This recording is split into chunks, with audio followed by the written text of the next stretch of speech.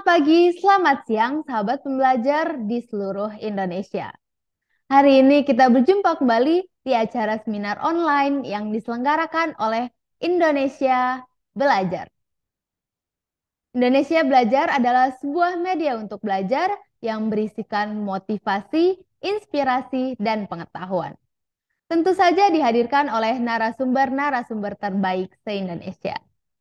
Indonesia Belajar hadir dalam platform mobile aplikasi yang dapat di-download di Google Play Store maupun Apple App Store. Sahabat pembelajar juga bisa cek website kami di indonesiabelajar.id maupun follow Instagram kami di indonesia_belajar.id. Dan jangan lupa untuk like halaman Facebook kami di indonesiabelajar.id. Baik sahabat pembelajar, perkenalkan saya Tami yang akan memandu seminar online hari ini. Seperti biasa di setiap Kamis siang, kita selalu menghadirkan seseorang yang sangat luar biasa. Dan pada kesempatan kali ini, kita mengundang Bapak Master Guide Danang Priadi, SPD, MM, CTM. Beliau merupakan seorang storyteller, trainer, motivator, author, writer, adventurer, dan Pathfinder Director Sertifikat. Beliau sudah hadir tengah-tengah kita. Mari kita sapa beliau terlebih dahulu. Selamat siang, Pak Danang. Semangat pagi, sekali merdeka tetap merdeka.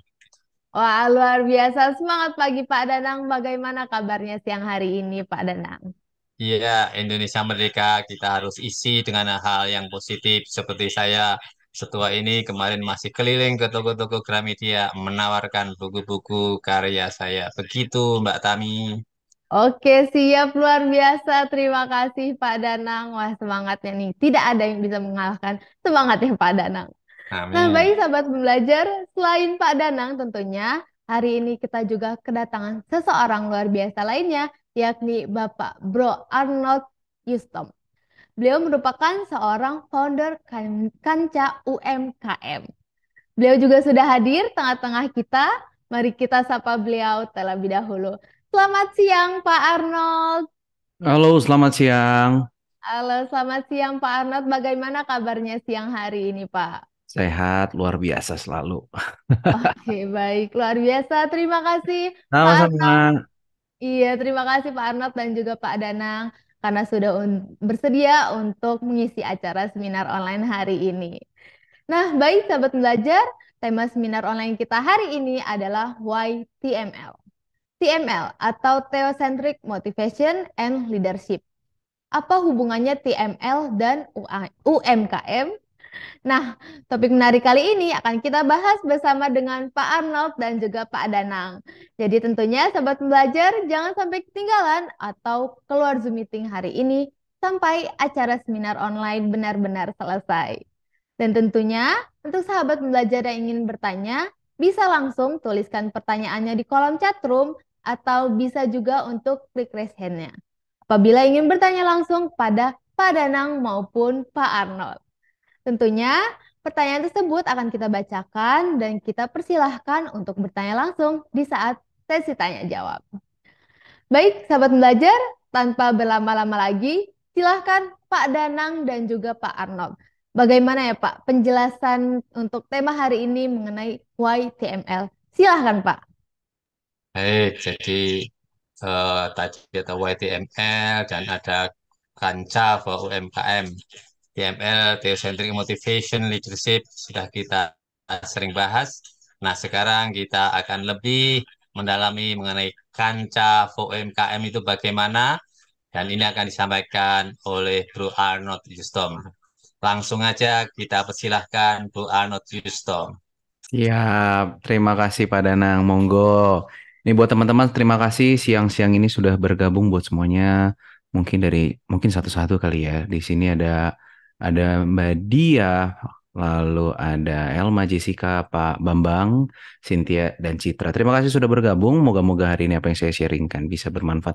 Monggo Pak. Jadi pertama kali mungkin teman-teman kalau tadi dari Pak Danang bilang bahwa sudah sering dijelaskan apa itu TML dan segala macam. Saya bergabung di TML itu sangat baru di Theocentric Motivation. Yang sebenarnya saya tahu konsep berpikir ini sudah lama sekali, mungkin dari 8-10 tahun yang lalu mungkin kali ya. Karena memang waktu itu ketemu dengan Pak Eloy di salah satu stasiun radio. Akhirnya itu menggugah saya pada saat itu masih di umur saya masih di 20. Waktu itu saya berpikir bahwa oh iya ya, bahwa kita dalam hidup itu harus seimbang gitu. Tidak bisa kita berpikir bahwa apa yang kita lakukan itu pasti terjadi, hanya semangat saja segala macam itu nggak salah gitu. Maksudnya dalam kita hidup itu kita harus punya tetap mimpi, impian, mental yang kuat itu tetap harus. Tapi terkadang apa yang bikin kita down, apa yang bikin kita jatuh kan adalah sesuatu hal yang kenapa Tuhan kok belum nyampe? Kenapa kok Tuhan ini kok nggak dikasih ya kan? Nah saat itu saya berpikir bahwa kayaknya ini konsep seru juga ya gitu, bisa bisa dipakai gitu kan. Dan sampai akhirnya ya terakhir di tahun lalu, enggak, tahun ini saya bergabung karena tadinya ada satu konsep dari TML untuk membantu di anak muda yang saya harap tadinya bisa saya bantu untuk ke depannya. Tapi sebenarnya kalau dari semuanya di luar kita mau bahas tentang CML atau apapun juga, basically pertama kali yang saya tanamkan selalu sama ke beberapa orang, ke beberapa teman saya atau orang-orang peserta webinar dari Kanca juga bahwa satu bahwa hidup itu memang harus seimbang gitu. Jangan kadang-kadang ada hal yang kita impikan, ada hal yang kita inginkan belum tercapai, bukan berarti itu suatu kegagalan, tapi memang mungkin Tuhan mau bilang kayak tunggu ya, atau mungkin Tuhan mau bilang nggak usah ya, kita tuker yang lain ya, kita ganti yang lain ya gitu. Karena memang di usia yang muda ini kebanyakan anak-anak muda kan selalu berpikir oh katanya di YouTube di TikTok itu berpikir bahwa oh ya harus semangat pantang menyerah, jatuh sekali bangun lagi jatuh lagi bangun lagi. Iya, tapi saya selalu bilang kalau simpulnya gini, kalau jatuh bangun di lubang yang sama tempat yang sama, apakah itu belajar? Enggak, tidak. Itu berarti membuang-buang waktu. Dan banyak hal sekarang anak-anak muda itu sukanya seperti itu. Jatuh bangun tanpa lupa belajar. Kayak iya ya, kalaupun saya mau jatuh, jatuhnya jangan di sini. Jatuhnya di depan. Nanti udah jatuh kedua, kalau bisa jatuhnya agak jauh lagi gitu. Jatuh tuh harus, gagal tuh harus. Tapi kalau gagal di tempat yang sama, di waktu yang sama, dengan orang yang sama, itu nggak akan belajar apa-apa. Percaya sama saya, mau jatuhnya 10 kali, mau itu jatuhnya 20 kali, itu nggak ada hubungan. Nah, dari TML itu, dari jatuh bangun, saya bilang bahwa, oh ya ada Tuhan di situ. Saya belajar bahwa ada namanya attitude. Ini yang mungkin, yang saya bisa kasih garis bawah yang paling saya bold dari pengalaman saya di usia ini. Mungkin banyak yang sudah senior-senior di sini, yang pengalaman jam terbang di atas saya cukup yakin di situ. Tapi mungkin yang saya bisa berikan masukan buat anak muda atau yang jam terbang di atas bahwa masalah attitude atau manner banyak sekali kita apalagi saya sekarang ini membantu para pelaku UMKM. Kita sebagai pelaku usaha, sebagai pelaku bisnis, betul, kita sebagai pelaku bisnis itu beradu strategi, bagaimana kita bisa memenangkan pasar, bagaimana kita bisa mendapatkan klien, itu it's okay. Tapi yang paling penting adalah manner dan etika. Ini paling penting di sini. Karena saya selalu bilang bahwa jangan sampai apa yang diucapkan dari mulut ini keluar hanya sebagai omongan belaka atau cuman kecap-kecapan aja.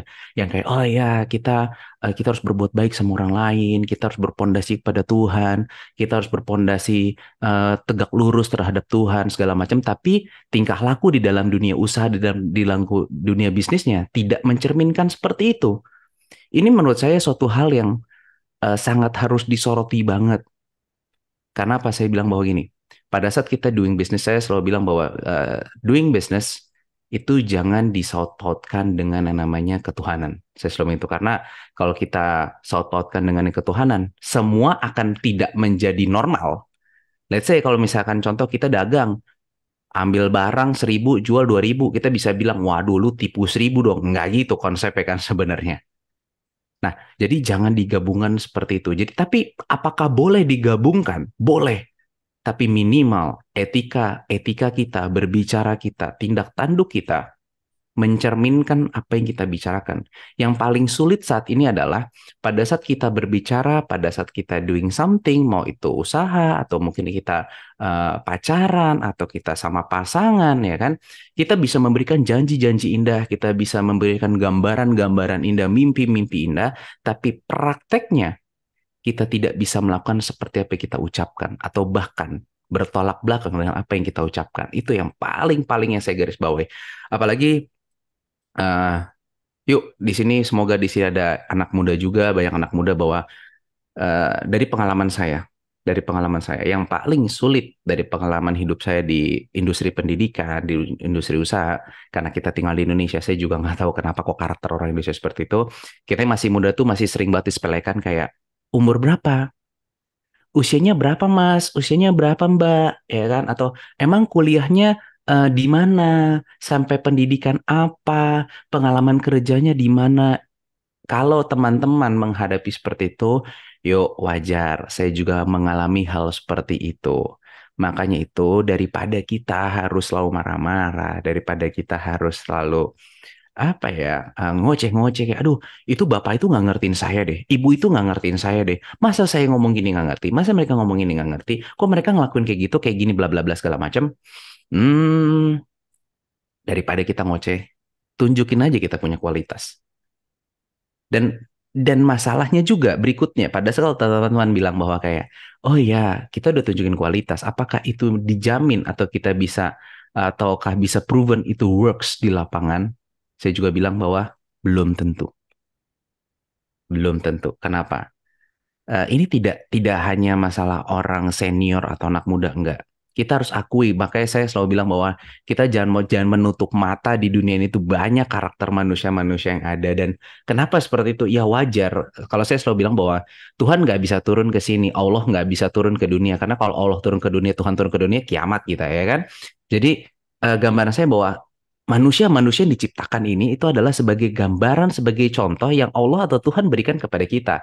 Yang sampai suatu saat nanti orang bakal bilang misalnya contoh, jangan jadi Arnold itu. Arnold tuh muda, sukses, tapi tipu dia orang. Oh, jangan kayak Arnold itu. Keluarganya bagus, dijaga istrinya, kesuksesan, dapat segala macam, sombong ternyata nggak pernah mau nyapa. Terus habis itu sama orang juga nikung-nikung, ngambil kerjaan orang. Nah, kenapa diberikan gambaran seperti saya? Ya karena Tuhan bingung, Tuhan nggak bisa turun ke dunia, nggak bisa ngasih satu-satu. Misalkan contoh, kita di sini ada misalkan Citra, nggak mungkin Tuhan atau Allah ngomong, Citra, Citra, kamu tuh jangan kayak begini ya. Kan agak mengerikan sebenarnya pada saat kalau Tuhan Allah yang ngomong sama kita, aduh, nah ini serius nih, ya kan? Makanya Tuhan kasih gambaran. Itu hal yang selalu ditanyakan sama pasangan saya bahwa dia pernah bertanya sama saya, kenapa sih masih ada orang jahat? Kenapa sih masih ada orang tidak baik? Kalau ada Tuhan di situ, kata dia. Dan saya cuma bilang bahwa, oh iya, karena Tuhan gak bisa turun ke dunia. Orang-orang itu sebagai contoh buat kita. Permasalahannya kita adalah, kita mau dipakai Tuhan sebagai contoh yang apa? Kan lebih enak seperti ini, misalkan contoh, tadi misalkan ada Citra ya. eh Tuh kalau jadi anak tuh kayak Citra, ya kan, baik ya kan, sayang sama orang tua, rajin juga, udah sukses tapi nggak tahu kita sama dia nyaman aja, humble banget orangnya. Lebih baik dapet contoh seperti itu dibandingin kayak oh jangan kayak Arnold itu. Arnold itu udah sukses, sombong banget, ketemu orang nggak mau nengok, nggak mau ini, nggak enak kan. Nah, itulah yang saya bilang, makanya jangan pernah bertanya, kenapa masih ada orang jahat? Kenapa masih ada orang jahat diberikan rezeki? Kenapa masih ada orang jahat dapat uang atau dapat pekerjaan? Saya ini udah mati-matian kerja, udah baik sama orang segala macam, kok masih kayak gini? Ya karena orang-orang itu dipakai Tuhan sebagai contoh. Dan harus digarisbawahi lagi, saya selalu bilang bahwa pasangan saya bilang juga ya, ya kalau gitu ngapain harus buat baik dong? Capek lah, maksudnya kayak kita berbuat baik, tapi kita dapetnya nggak sesuai, kita dapetnya capeknya doang, kita dapet sedihnya doang, kita dapet nggak enaknya doang. Oh, no, no, no, no. Kita berbuat baik itu harusan. Berbuat baik itu bukan suatu pilihan. Berbuat baik itu harus keharusan. Tapi pertanyaan sama saya bahwa, berarti nanti kita bakal dapet sedih dong, kita bakal dapat kecewa. Ah, enggak. Karena apa? Karena pada saat kita berbuat baik, jangan berekspektasi mendapatkan timbal balik dari apa yang kita lakukan. Karena timbal balik yang kita dapat lakukan itu ya hanya yang di atas bisa ngasih ke kita. Jangan pernah menaruh kebahagiaan, jangan pernah menaruh ekspektasi apapun sama manusia, karena nggak guna. Itu bikin kita sakit, bikin kita kecewa, bikin kita ngerasa kok gini ya.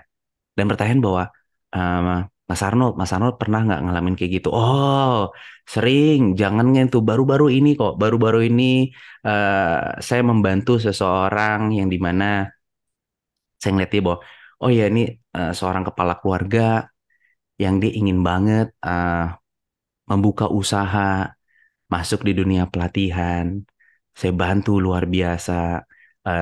Saya bantu untuk, oh ya ini bikin silabus dan segala macam. Apa yang dilakukan? Backstep dari belakang. Ngambil klien yang sebenarnya kalau ngomong, wah luar biasa, Tuhan Yesus memberkati setiap every single day. Every single day. Kecewakah saya? Enggak. Apakah saya akhirnya jadi membenci bahwa kayak, ah ya berarti orang yang kalau ngomong ketuhanan, kalau orang ngomong yang selalu kebaikan itu pasti berbuat jahat? Enggak. Kenapa? Karena saya melakukan kebaikan itu keharusan yang saya lakukan. Karena saya harus bisa mempertanggungjawabkan ini ke atas. Bahwa Tuhan kau tanya, hei kau, waktu dulu di bawah kau sudah melakukan kebaikan apa? Dan saya tidak berharap timbal balik itu. Karena apa? Karena saya tahu apa yang saya dapatkan itu menurut izin dari yang di atas. Saya pernah dengar, saya lupa waktu itu almarhum Ustadz Jeffrey. Saya senang sekali dengar almarhum Uje. Beliau pernah bilang bahwa bahkan daun pun gugur harus seizin Allah yang di atas. Itu saya percaya bahwa oh iya ya apa yang kita dapatkan sampai hari ini itu sudah menurut izin sudah ACC dari yang di atas bahwa kayak oh iya iya iya iya ini udah saya ACC kok emang si Arnold emang harusnya dapat ini. Oh iya si Arnold harus ngalamin ini. Oh si Arnold kenapa? Ya karena mungkin Tuhan tahu. Oh dia harus melewati ini proses ini supaya jadi ini. Kok sampai segitu susah? Nah, coba kita flashback ke belakang. Kemarin kita doanya apa? Kita mimpinya apa? Saya selalu bilang sama Tuhan, saya pengen punya usaha, saya pengen punya bisnis, saya pengen bisa bantu orang lain dari usaha saya pengen bisa membantu membuka lapangan kerja. Berarti logikanya dong, kalau kita buka lapangan kerja sebanyak mungkin, berarti usaha saya harus besar. Usaha yang besar harus dikuatkan mental yang bagus. Mental yang kuat berarti harus banyak terima masalah. Pertanyaannya, kalau bagaimana cara mental kita kuat kalau nggak pernah kena masalah? Berarti sebenarnya Tuhan sudah menjawab apa yang saya inginkan sebenarnya. Bahwa kayak, oh iya ya, nih anak kan emang maunya berkembang. Anak ini kan maunya mentalnya kuat. Ya saya kasih masalah biar kuat. Loh kalau saya ngasih jalannya lancar, lancar, lancar, lancar, lancar, nggak belajar apa-apa. Nah itu yang saya bisa bagikan bahwa kenapa saya sekarang memegang bahwa theocentric. eh itu yang saya pegang bahwa lebih keikhlasan dalam setiap tindak tanduk yang saya lakukan. Walaupun resiko yang saya harus terima itu mungkin lebih sakit dibandingkan tidak masuk di TML. Ini saya harus garis bawahi.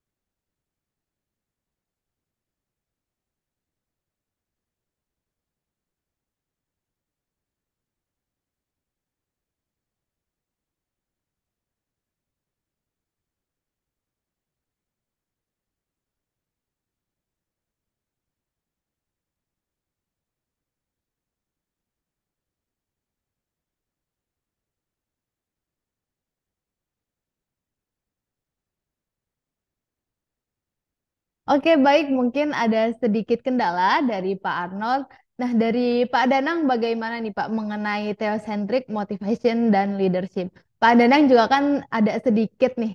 Pak Danang juga sebagai TML. Nah, kira-kira menurut Pak Danang bagaimana nih sih hubungan antara TML dan juga UMKM? Boleh mungkin penjelasannya, silahkan Pak Danang. Jadi sama yang disampaikan tadi oleh Bung Arnold ya. Jadi kalau TML, Theocentric Motivation and Leadership, itu seorang motivator atau pemimpin itu yang dasarnya pada Tuhan, Theocentric. Ya. Kalau dasarnya pada Tuhan, ya kita bisa melakukan hal yang baik. Akhirnya apa?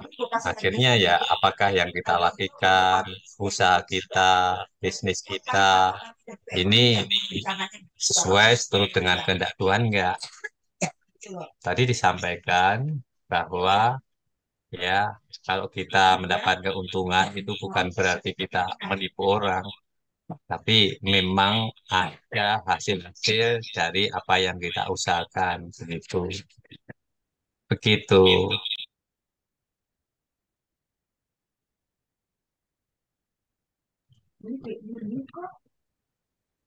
Baik, terima kasih Pak Danang. Wah, luar biasa sekali ya untuk tadi penjelasan dari Pak Arnold dan juga Pak Danang.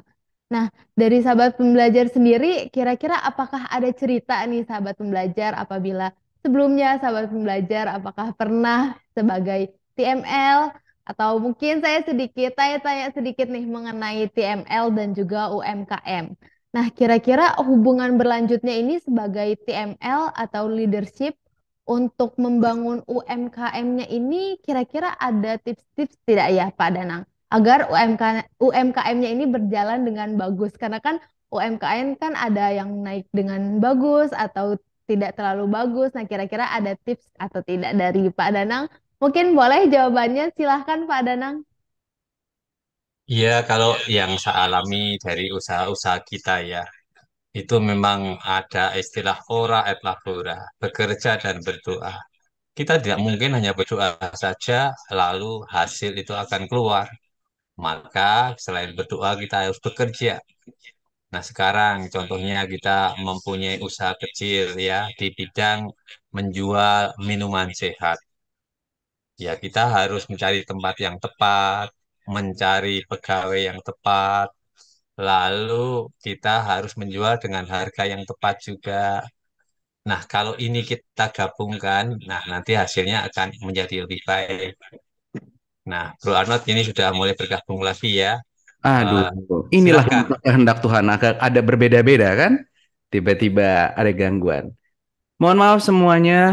Lanjutin aja tadi seperti tadi singkatnya adalah kalau dari saya dari TML kenapa saya di TML bahwa yang mungkin saya bisa sharingkan buat teman-teman dari Theocentric adalah satu tetap jaga attitude, tetap jaga manner, bagaimana kita sebagai anak muda tetap harus bisa memberikan contoh kualitas daripada kita cuman cuap-cuap aja daripada kita cuman ngomong aja.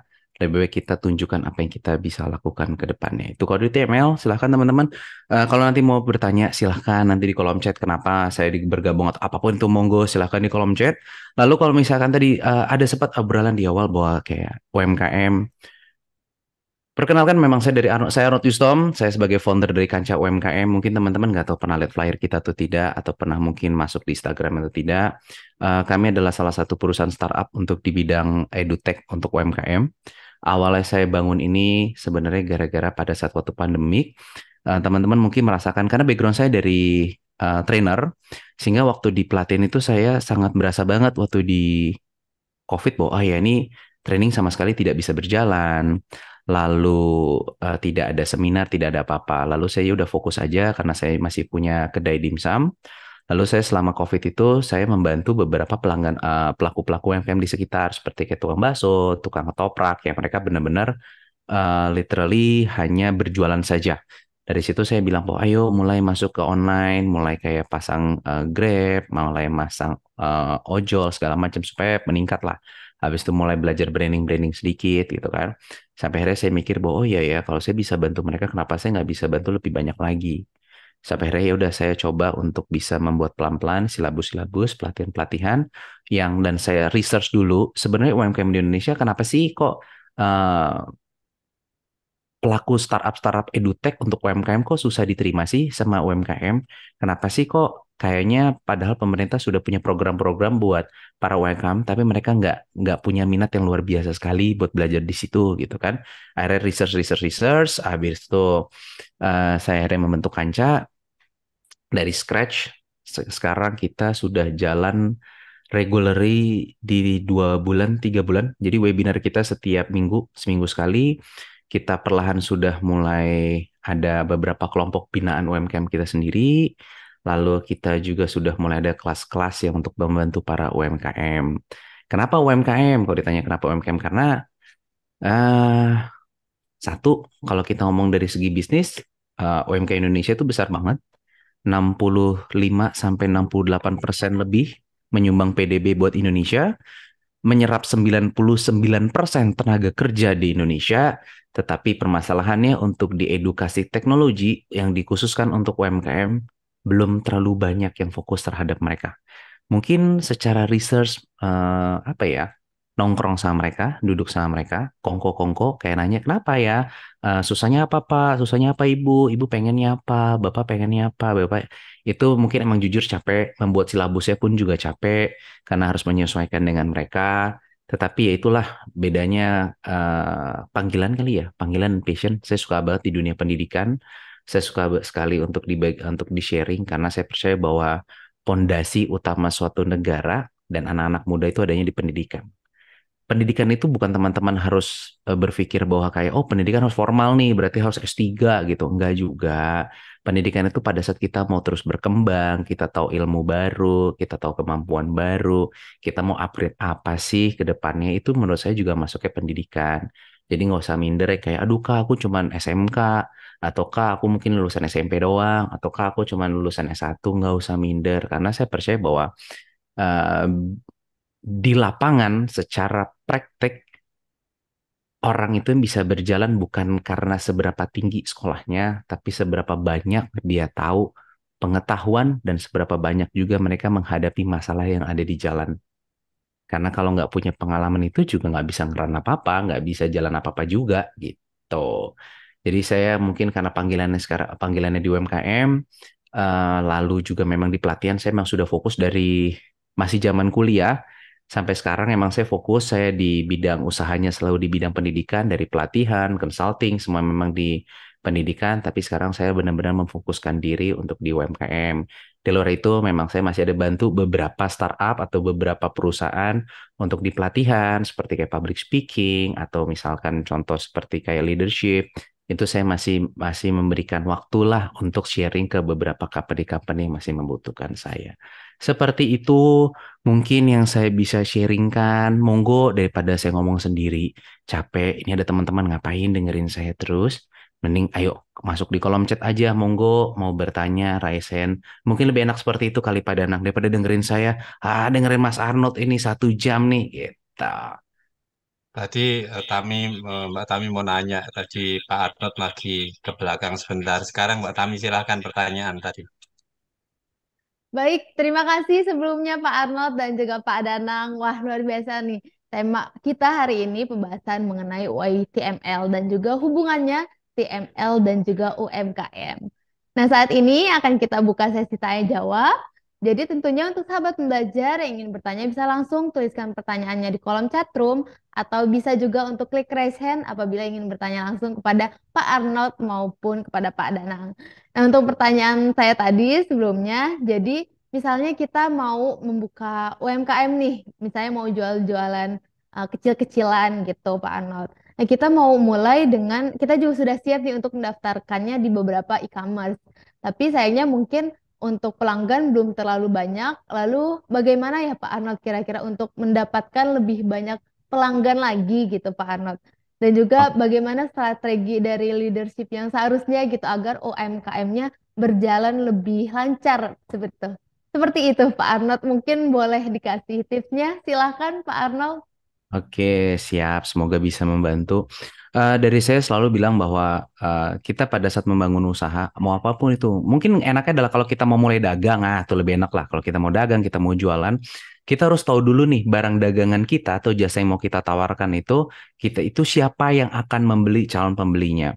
Karena banyak banget dari pengalaman saya yang membina UMKM, mereka terlalu berfokus terhadap produk dan jasa yang mereka buat. Jadi mereka hanya berfokus, oh ya, produk saya harus terbaik, produk saya harus bagus, makanannya enak, minumannya enak. Oh, atau enggak jasa, oh jasa kita terbaik, jasa kita termurah, jasa kita bla bla bla bla.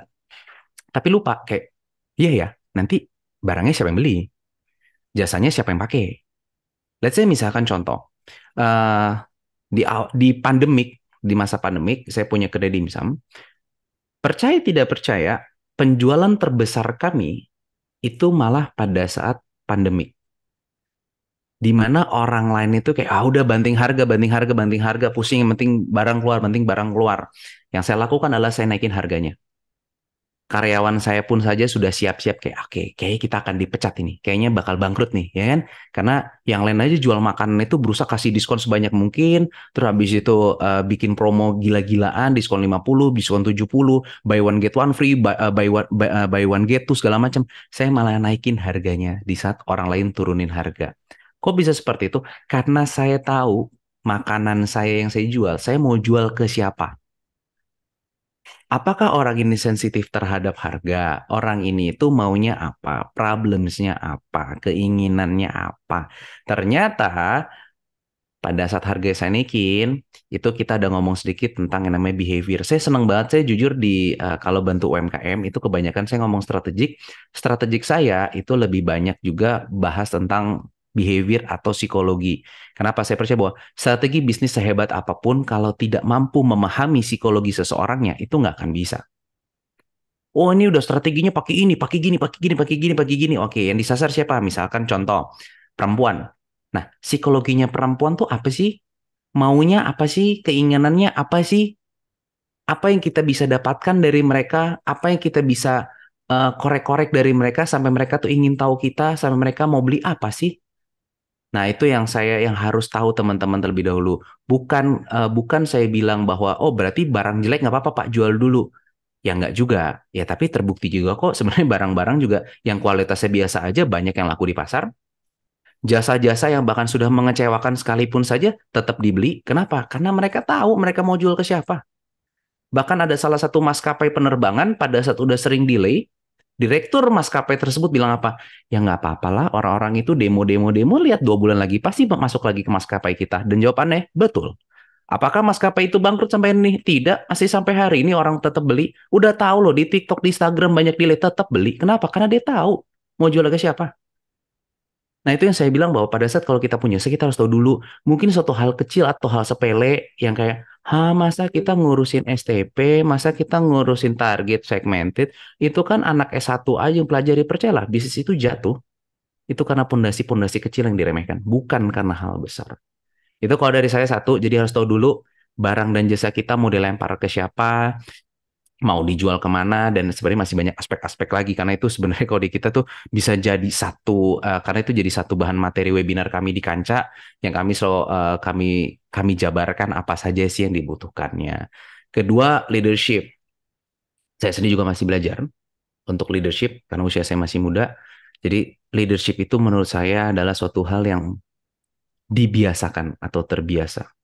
Suatu hal bukan yang hal dipelajari, bukan suatu hal yang kita hanya baca buku, bukan suatu hal saja yang kita ikut webinar, nggak bisa dari pengalaman saya. Eh, to be honest, saya harus ngomong seperti itu karena memang leadership itu diasah dan didapat dari lapangan.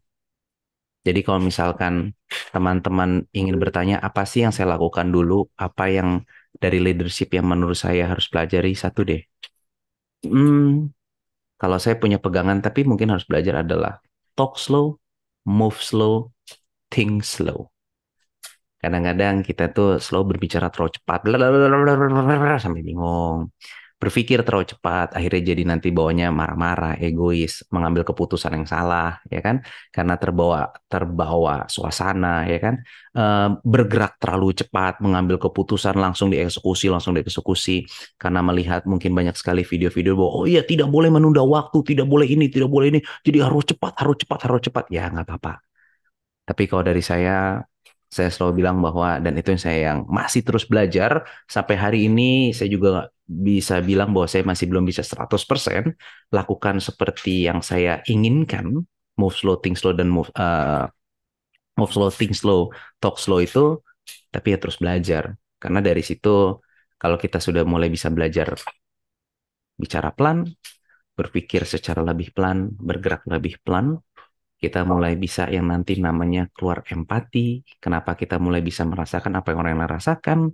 Kita mulai bisa menerima apa yang orang lain pikirkan. Kita sudah bisa menerima kritik dan saran dari orang lain. Itu yang susah sebenarnya saat ini kan.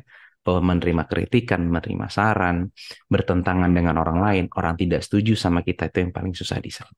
Kalau saya seperti itu, semoga menjawab. Monggo kalau nanti mau ditanya lagi. Baik, terima kasih jawabannya Pak Arnold. Wah, luar biasa sangat menjawab nih dari pertanyaan saya. Dari Pak Danang sendiri, apakah ada cerita Pak ketika berjualan buku Bapak mengenai UMKM-nya? Boleh juga diceritakan. Silakan Pak Danang. Ini ke Bro Arnold aja melengkapi atau mungkin mencocokkan. Selain itu mungkin teamwork juga penting ya, Bro Arnold. Karena kami punya usaha di bidang minuman ya, minuman sehat. Kebetulan saya kan sama ponakan-ponakan, sehingga ponakan-ponakan ini kan melek IT. Nah, persis yang Bro Arnold sampaikan, ya jualan lewat ya networking, lewat apa ya, semacam link-link seperti itu. Dan terus ke grup-grup ya, entah kalau mereka punya sekolah, mereka tuh punya teman kerja. Nah, dengan itu terus akhirnya kan meluas. Dan memang betul kita juga punya karyawan di sana juga kebetulan anak-anak muda yang bisa dia membuat kayak semacam video terus dia sebar-sebarkan. Toh ini mereka juga punya teman-teman, termasuk juga teman-teman yang jualan di sana saling membantu, saling menjual. Jadi ini mungkin Bro Arnold bisa menambahkan bahwa networking terus kerjasama antara kalau saya yang sudah katakan ya gaptek yang sudah usur gini dengan begitu terbantu oleh yang muda sehingga ada gabungan antara yang sini secara pelan-pelan mengajak orang-orang tua dan teman-temannya sementara dia secara cepat dengan IT begitu. Gimana Bro Arnold? Siap. Dari saya mungkin saya lebih condong lebih ke arah ke kolaborasi sih Pak ya. Karena saya setuju banget dengan Pak Danang dan saya mungkin ya dari pengalaman Pak Danang sendiri kita ketemu di salah satu webinar kemarin Pak ya. Terus Bapak chat saya langsung jawab iya tanpa saya harus berpikir panjang. Karena menurut saya saat ini itu saya tidak bilang semua, ini harus garis bawah ya. Tapi mayoritas di Indonesia di usia-usia senior itu sudah mulai tidak mau bahkan kolaborasi dengan anak muda. Karena dianggap kayak ada anak muda seperti apa sih? Ngerti apa sih? Mereka tuh umur juga masih segitu. Ya ampun, mereka lahir aja kita udah bisa begini. Dan pada saat saya tahu Pak Danang dan Pak Danang itu mau chat saya, terus habis itu ngajak saya langsung wah keren ya gitu. Maksudnya eh, bertambah resource saya untuk orang-orang yang sudah senior masih mau berkolaborasi dengan anak muda dengan catatan saya melihat semoga tidak salah adalah ketulusan hati Pak Danang untuk berbicara, ketulusan hati Pak Danang untuk menjalankan sesuatu tanpa memikirkan embel-embel di belakangnya terjadi apa. Itu yang makanya saya bilang bahwa eh kolaborasi itu sangat penting. Anak mudanya pun saja, balik lagi semoga di sini juga ada anak mudanya. Jangan terlalu confident juga kita mengerti zaman. Tidak salah. Kenapa memang yang seperti yang tadi Pak Danang bilang, oh iya saya kan gaptek dengan anak muda bisa dibantu. Iya betul. Tapi pertanyaan saya juga, apakah dengan kalian tahu teknologi dan kalian itu mengerti semuanya dan kalian merasa bahwa kalian paling pandai? Enggak. Saya selalu bilang bahwa sebenarnya di dalam suatu perusahaan apabila ada lintas generasi, yang muda belajar sama yang senior, belajar apa? Belajar kebijakan, belajar yang namanya kesabaran, belajar yang namanya ketabahan. Kenapa? Karena mumpung, apalagi seperti ini, saya tahu Pak Danang juga kemarin bagaimana berbicara, bagaimana Pak Danang itu ngobrol sama saya juga. Mumpung masih ada orang-orang seperti Pak Danang atau mungkin figur-figur yang lain yang kalian rasa bahwa, oh iya ya, usianya sudah senior tapi mau ngobrol, mumpung mereka masih mau bicara, mumpung masih mau berbagi, mumpung mereka masih ada dan hidup saat ini. Pertanyaan saya, suatu saat nanti mau tidak mau, suka atau tidak suka, generasi Pak Danang itu akan tidak ada lagi. Pertanyaan saya, kalau mereka tidak ada, kita belajar apa? Apakah kita hidup hanya dengan memanfaatkan teknologi yang ada? Apakah karena kita hidup dengan modal kepercayaan diri kita saja? Sedangkan di usia senior di atas kita, banyak yang kita belum belajar dari mereka. Hidup-hidup yang mereka alami puluhan tahun, kita nggak sempat tanya. Kita cuma berpikir bahwa alah ini udah usia udah segini, so tahu lagi ngerti Instagram juga enggak, ini juga enggak. Iya paham saya. Mereka nggak paham. Mereka nggak ngerti teknologi. Tapi pertanyaan saya, apakah kalian mengerti hidup? Itu yang saya selalu bilang bahwa kenapa saya mau berkolaborasi dengan yang usia di atas. Kenapa saya berusaha untuk yang tadi saya bilang bahwa think slow, move slow, dan talk slow. Apakah saya dulu pernah ada di fase seperti kayak teman-teman yang lain capek? Ya, yang berpikir, aduh ini susah nih orang nih nggak ngerti-ngerti. Tapi ternyata dengan saya terus belajar bahwa, oh iya ya, saya sama yang usia yang lebih senior tuh saya belajar banyak. Bahkan saya tidak perlu jatuh terlebih dahulu untuk tahu sesuatu. Kenapa? Karena ada ceritanya. Buat teman-teman yang mungkin bisa kenal sama Pak Danang, mungkin buat teman-teman yang mungkin bahkan punya waktu lebih banyak sama Pak Danang dibandingkan saya, tanya deh, Pak Danang pernah jatuh berapa kali? Pak Danang selama hidupnya itu apa saja dalam ceritanya supaya apa? Supaya kalau kita ngalamin yang sama, nggak usah jatuh. Atau bahkan mungkin ada kesempatan jatuh, tapi kita udah tahu, kok mirip ceritanya Pak Danang ya? Oh udah nggak usah diambil, orang pasti jatuh.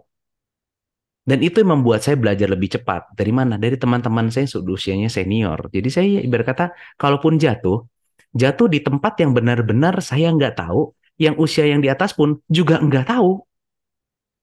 Tapi yang mereka sudah tahu, saya usahakan untuk tidak jatuh. Kan saya sudah tahu itu.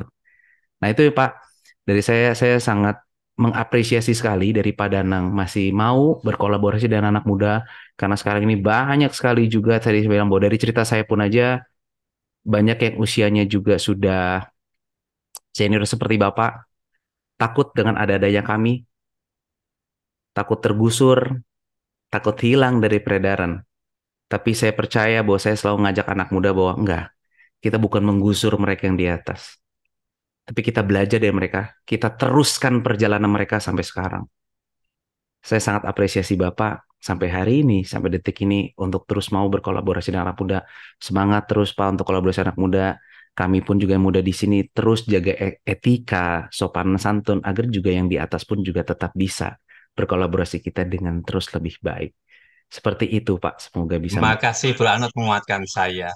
Justru di saat saya masuk pensiun, saya menulis buku. Bukunya juga sangat-sangat aneh. 77 cara bodoh berjualan. Sampai yang anak-anak muda tuh meremehkan. Buku apaan itu? Tulis yang meningkatkan 10 kali lipat. Ya udah biarin ini. Karena di situ ada kebijakan, kewaisan, cara yang etika, sopan santun, salesman itu artinya membujuk. Luar biasa Bu Arnold. Dengan merendahkan hati, dengan cara bodoh. Buku itu 3 bulan langsung masuk bestseller di Gramedia. Langsung ranking 3 sejajar dengan bukunya apa ya, Dale Carnegie segala itu. Lalu akhirnya cetak ulang 5 kali berturut-turut setiap 3 bulan sampai 10.000 eksemplar terjual. Lalu akhirnya dibajak di mana-mana, termasuk di link-link itu. Bahkan ada yang gila, harga 74.000 itu 77.000 bisa dijual, ada yang 15.000, 14.000 lewat link. Ada yang lebih gila lagi di Jogja itu jual 5.000, beli 8 gratis 1. Saya sedih, enggak. Berarti buku saya ini bagus, karena sampai dibajak-bajak. Sampai training saya itu dibajak di Surabaya, mengaku nama saya, pakai buku saya, tapi harus lewat mereka. Ya, tapi ya saya biarin. Jadi setiap kali sampai buku keempat, ini sebentar buku kelima, itu begitu muncul langsung bacakannya ada itu. Saya nggak sedih, ya udah berarti buku saya bagus dong. Kalau nggak bagus nggak mungkin begitu keluar. Nah, ini yang menguatkan saya. Artinya bahkan ada orang tua yang bilang, anakku ini umur kelas 5 SD loh, baca 35 kali loh buku ini.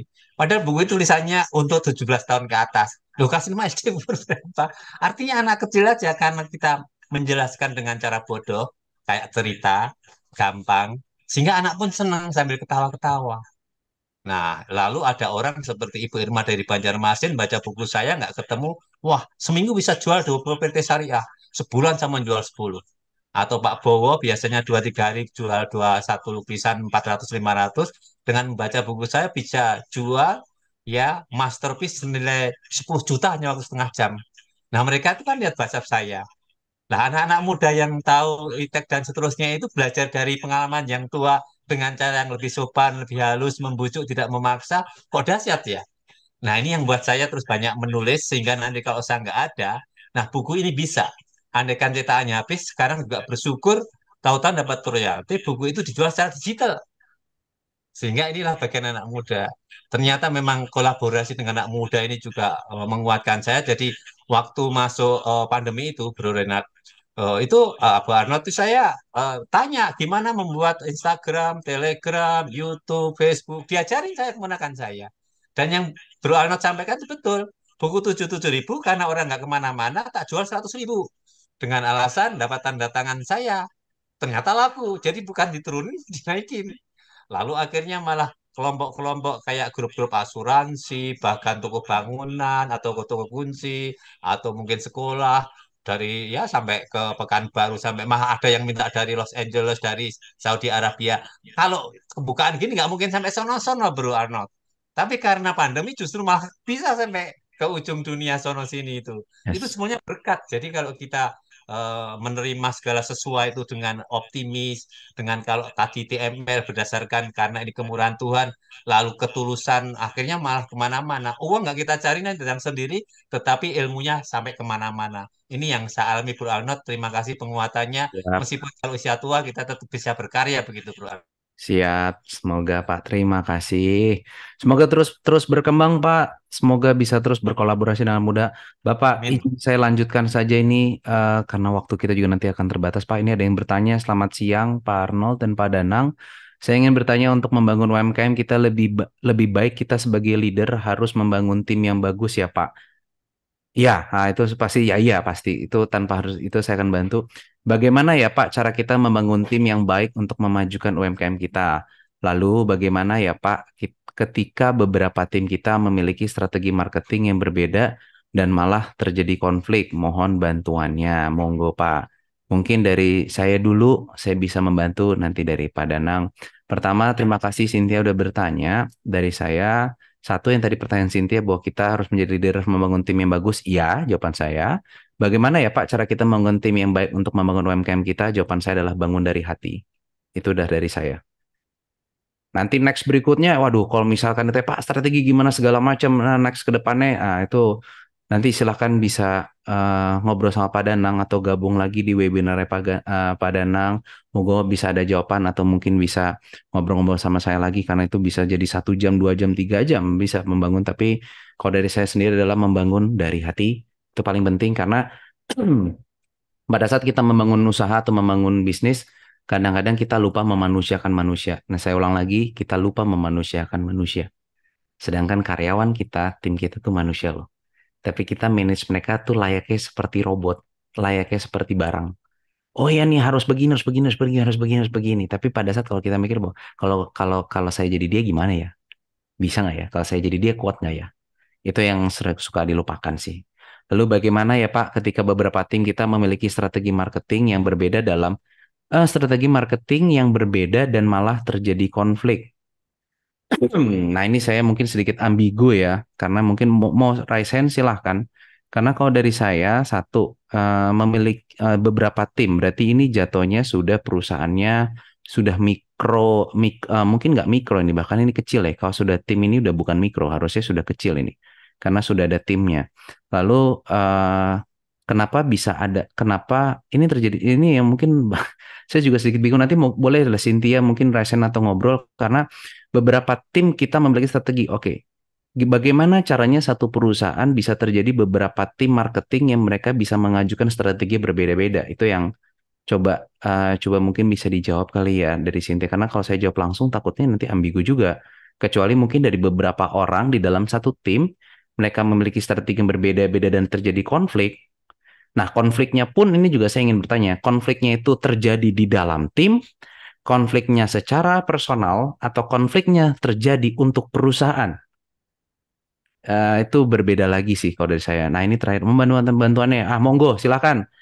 Dari Pak Danang mungkin bisa membantu atau dari Sintianya kalau mau open mic atau mau open kamera silakan monggo daripada saya jawabnya nanti malah tidak tepat sasaran. Jadi saya tambahin itu Pak Arnold. Jadi kalau buku saya semua intan sebenarnya ada selling by heart sama seperti tadi atau heart service. Kalau kita tuh melayani dengan hati memang beda. Contoh ya, ada orang tua sama anaknya.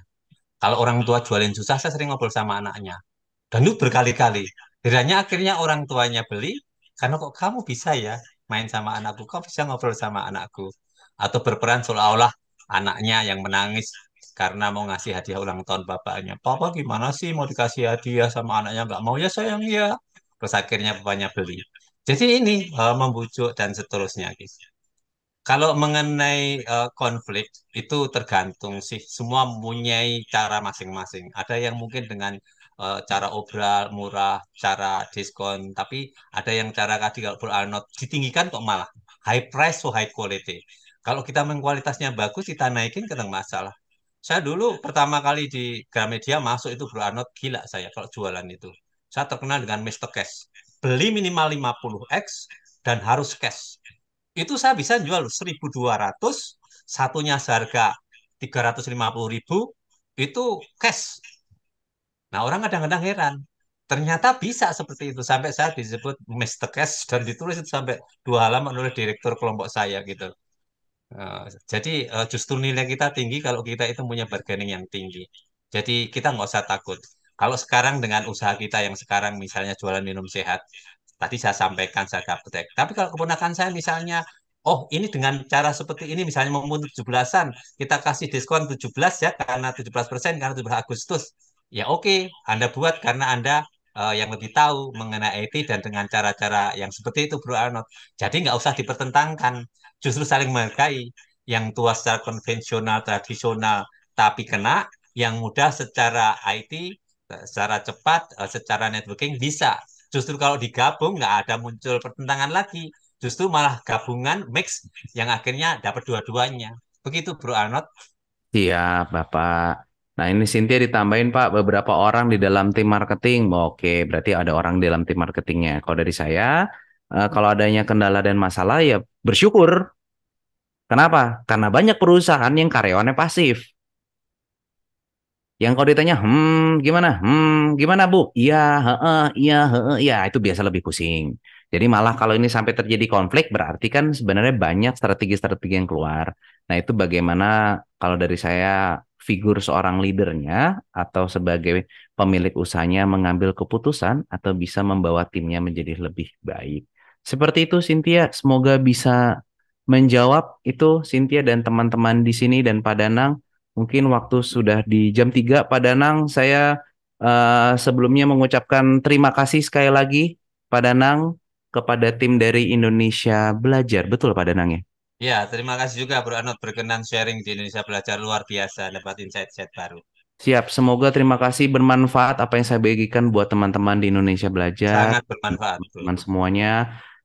Mohon maaf apabila saya ada salah-salah kata atau mungkin ya hal-hal menyinggung buat teman-teman semuanya, tapi apa yang saya ucapkan hari ini benar-benar dari hati bagaimana teman-teman kita bisa berkembang bersama dan semoga ambil aja yang baik-baiknya, yang nggak cocok atau jelek buang-buang deh, gitu kan? Karena mungkin karakternya beda nih, saya sama Mas Arnold, pola pikirnya beda, wajar, setiap orang pasti berbeda-beda. Seperti itu Pak Danang dan teman-teman dari Indonesia Belajar. Upin Ipin pergi ke sekolah, maafin juga Bro kalau ada yang salah. Siap, terima kasih. Kalau gitu saya balikan ke tim Indonesia Belajar. Saya Ya, Islam, saya pamit dari sini. Terima kasih. makasih Bro Arnold. Oke, baik, luar biasa wah sharingnya dari Pak Arnold dan juga Pak Danang. Terima kasih juga untuk pertanyaan dari Ibu Cynthia. Semoga terjawab ya Bu atas jawaban dari Pak Arnold dan juga Pak Danang. Nah, mungkin sahabat belajar untuk memulai sesuatu bisa nih dimulai dengan niatkan yang baik ya. Jangan lupa sahabat belajar. Nah, bagi sahabat belajar yang ketinggalan acara seminar online hari ini, bisa langsung cek YouTube kita di Indonesia Belajar Official. Di sana sudah terupload video-video terbaru acara seminar online yang diselenggarakan oleh Indonesia Belajar. Jadi sahabat belajar jangan sampai nih ketinggalan dan juga bisa langsung cek YouTube kita. Jadi menonton kembali tema-tema menarik dan jangan lupa untuk like, komen, serta subscribe ya.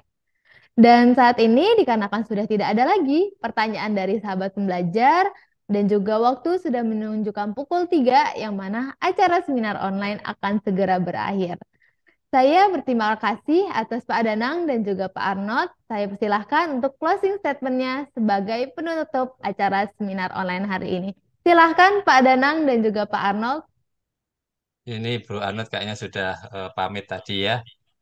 Ya, kita Ada sampai. Oh ya, Bro Arnold silahkan closing statementnya Bro Arnold. apa ya buat teman-teman? Mungkin kalau dari saya terus berkembang, tunjukkan kualitas, terus mau mendengar, dan terakhir yang tadi saya bilang bahwa coba mulai belajar adalah think slow, move slow, dan talk slow. Itu aja. Terima kasih Pak Danang dan teman-teman Indonesia Belajar. Terima kasih, Bro Arnold. Ya, sedikit-sedikit lama-lama jadi bukit. Jadi kita mulai dari yang kecil-kecil, dari ketekunan, akhirnya kita bisa menjadi besar. Selain berusaha dengan juga berdoa, kita harus gabungkan ora et labora, bekerja dan berdoa. Kalau Allah berkenan, kita akan menjadi sukses untuk kita dan untuk orang-orang di sekitar kita. Better life for all, sejahtera untuk semua. Begitu, Mbak Tami. Terima kasih. Baik, terima kasih sekali lagi untuk Pak Danang dan juga Pak Arnold. Luar biasa sekali tema kita hari ini mengenai YTML, TML, dan UMKM hubungannya. Dan juga terima kasih tentunya untuk sahabat Indonesia Belajar yang sudah join dan juga bergabung sampai acara seminar online benar-benar berakhir. Saya Tami dan tim Indonesia Belajar pamit undur diri sampai bertemu di Kamis selanjutnya. Tentunya di jam 2 dan juga dengan narasumber-narasumber terbaik se-Indonesia. Saya, Tami, dan tim Indonesia Belajar pamit undur diri. Salam sukses luar biasa. Terima kasih. Terima kasih.